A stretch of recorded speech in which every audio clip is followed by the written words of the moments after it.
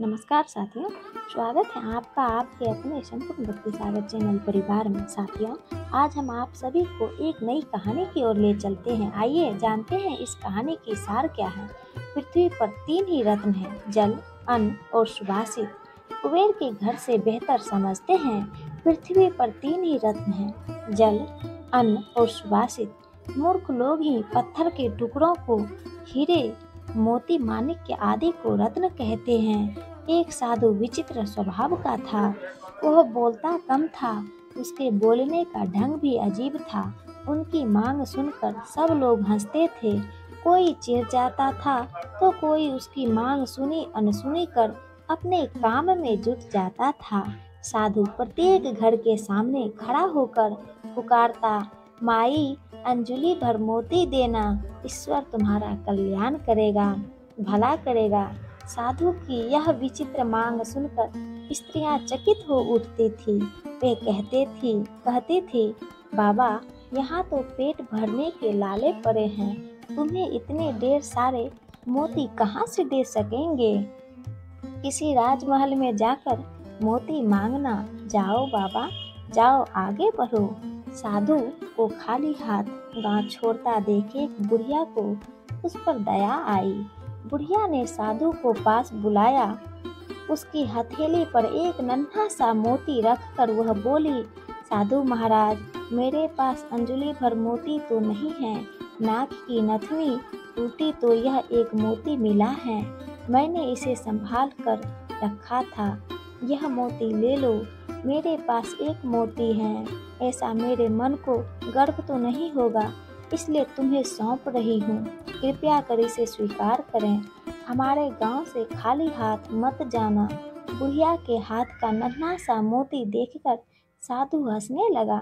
उसने कहा, माता जी, यह छोटी मोती मैं अपनी फटी हुई झोली में कहाँ रखूं? इसे आप अपने ही पास रखना। ऐसा कहकर साधु उस गांव के बाहर निकल पड़ा।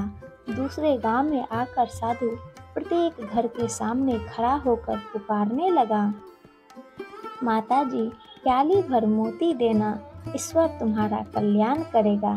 साधु की यह विचित्र मांग सुनकर वहां की स्त्रियां भी अचंभित हो उठी। वहां भी साधु को प्याली भर मोती नहीं मिले। अंत में निराश होकर वह वहां से भी खाली हाथ जाने लगा। उस गांव के एक छोर में किसान का एक ही घर था। वहां मोती मांगने की चाह उसे घर के सामने ले गई। माता जी, प्याली भर मोती देना, ईश्वर तुम्हारा भला करेगा। साधु ने पुकार लगाई। किसान सहसा बाहर आया। उसने साधु के लिए ओसारे में चादर बिछाई और साधु से विनती की कि साधु महाराज पधारिए, विराजमान होइए। किसान ने साधु को प्रणाम किया और मुड़कर पत्नी को आवाज दी, लक्ष्मी, बाहर साधु जी आए हैं, इनके दर्शन कर लो। किसान की पत्नी तुरंत बाहर आई। उसने साधु जी के पांव धोकर दर्शन किए। किसान ने कहा, देख लक्ष्मी, साधु जी बहुत भूखे हैं, इनके भोजन की तुरंत व्यवस्था करना। अंजलि भर मोती लेकर पीसना और उसकी रोटियां बनाना। तब तक मैं मोतियों की गागर लेकर आता हूँ। ऐसा कहकर वह किसान खाली गागर लेकर घर के बाहर निकला। कुछ समय पश्चात किसान लौट आया। तब तक लक्ष्मी ने भोजन बनाकर तैयार कर रखा था। साधु ने पेट भर भोजन किया। वह प्रसन्न हुआ। उसने हंसकर किसान से कहा, बहुत दिनों बाद कुबेर के घर का भोजन मिला है। मैं बहुत प्रसन्न हूँ। अब तुम्हारी याद आती रहे, इसलिए मुझे कान भर मोती देना। मैं तुम दंपत्ति को सदैव याद करूँगा।